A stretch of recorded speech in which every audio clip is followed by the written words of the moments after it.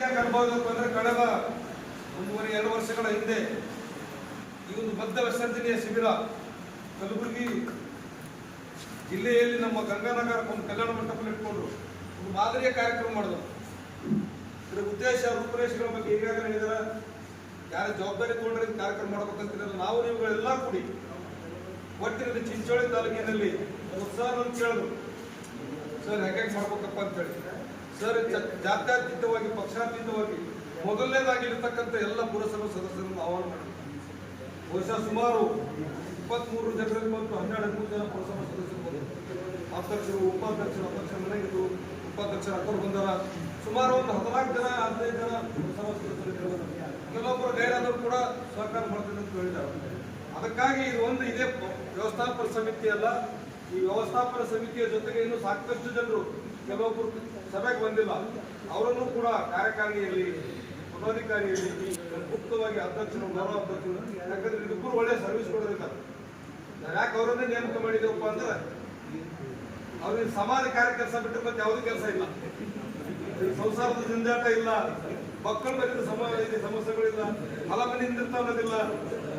24 ತಾಸು ಒಕ್ಕಟ್ಟೆ service ಕೊಡೋರ. But ಅವ್ರಿಬ್ಬರು ಕಲ್ತು ಕೆಲವೊಂದು ಕಡೆ ಹೋದ್ರು ಕೂಡ ಗೌರವ ಅಲ್ಲ. ಇದ್ರಲ್ಲಿ ಯಾವುದೇನೋ ಪಕ್ಷ ಸೀಮಿತ ಆಗಿಲ್ಲ.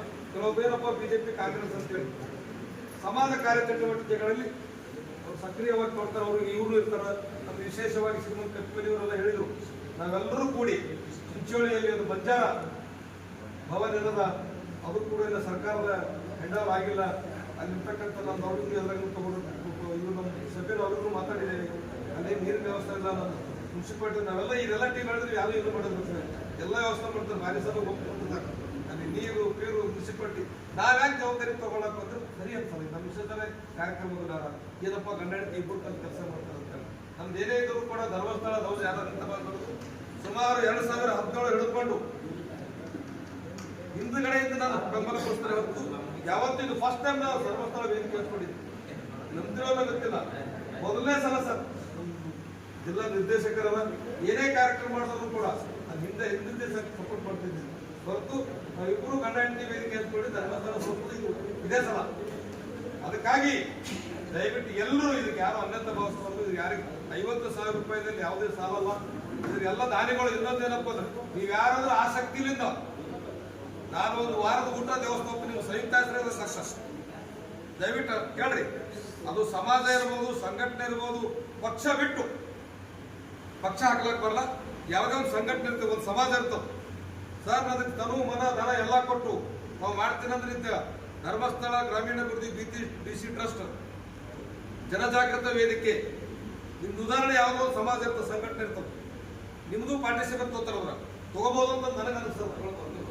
ಯಾಕಂದ್ರೆ ಕಲಬುರಗಿಯಲ್ಲಿ ಮಾಡಿದಾರ. ಅದಕ್ಕಾಗಿ ಇವತ್ತು ದಿವಸ ನಾನು ಹೆಚ್ಚಿಗೆ ಮಾತಾಡೋದೇನೆ. ನೀವೆಲ್ಲ ಎಲ್ಲರಿಗೂ ಕರೆಯೋದಾಗಲ್ಲ. ಈಗ ಸುಮಾರು ಒಂದು 60-70 ಜನ ಬಂದು ನಾನು ಇಷ್ಟು ಜನ ಸೇರ್ಕೊತಾರೆ ಅಂತ ಗೊತ್ತಿಲ್ಲ. ಕೆಲವೊಂದು ಗೈರಾದ್ರು ಕೂಡ ಇವತ್ತು ಫೋನ್ ಮಾಡಿದಾರ. ಅದಕ್ಕಾಗಿ ಪಾಪ ನಮ್ಮ ಗೋಪಾಲ್ಜಿ ಅವರು ಮತ್ತು ಅವರೆಲ್ಲ ತಂಡದ ನಮ್ಮ ಸದಸ್ಯರು ನಿನ್ನೆಯಿಂದ ಪಾಪ ಕೆಲವರಿಗೆ ಫೋನ್ ಮಾಡೋ ವ್ಯವಸ್ಥೆ ಬಿಡಿ. ಇದು ವ್ಯವಸ್ಥೆ ಇರಲಿಲ್ಲ. ಯಾಕೆ ಹೆದರ್ತಾ ಇದ್ದೀರಿ? ನಾವು ಇದ್ದೀವಿ ಕೊನೆಗೆ ಏನಿದ್ರು ಇದು ಬಿಡ್ಲಿಂಗ್ ಅಲ್ಲ. ಯಾಕೆ ನೀವು ಇದು ಬಿಡ್ಲಿಂಗ್ ಒಂದು 2 ಲಕ್ಷ ರೂಪಾಯಿ ಅನುದಾನ ಕೊಟ್ಟಿವಿ. ಎಲ್ಲಿ ಕೊಟ್ಟವರು ಬಿಟ್ಟರು ಗೊತ್ತಿಲ್ಲ ಸರ್. ಎಲ್ಲರ ಸರ್ಕಾರದಿಂದ ನಮ್ಮ ಸಮಾಜ ಕಾರ್ಯ